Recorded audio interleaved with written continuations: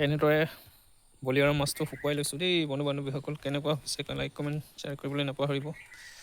এয়া একদম পূৰা বৈয়ামত ভৰাই অলপ অলপকৈ খাই থাকিম আৰু মানে টেনশ্যন নাই আৰু এতিয়া। প্ৰায় ছমাহ এবছৰ গুচি যাব আৰু অলপ প্ৰায় শুকাইছে আৰু একো গোন্ধ চোন্ধ নাই আৰু ইয়াত। আজি ডাইৰেক্ট শুকুৱাইছোঁ যে পূৰা শুকুৱাই দিব লাগিব। জুই জ্বলাই আছে পূৰা। কেনেকুৱা হৈছে ছিষ্টেমটো লাইক কমেণ্ট শ্বেয়াৰ কৰিবলৈ নাপাহৰিব।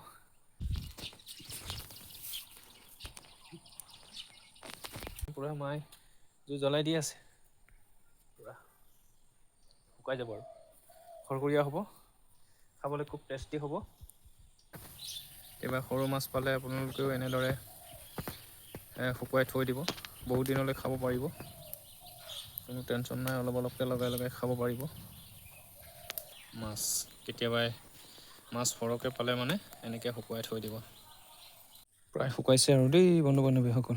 গোন্ধটো একদম পূৰা মলমলাই গৈছে আৰু এয়া চাই লওক ছিষ্টেমত কৰি থৈছোঁ এইফালে এনেকৈ।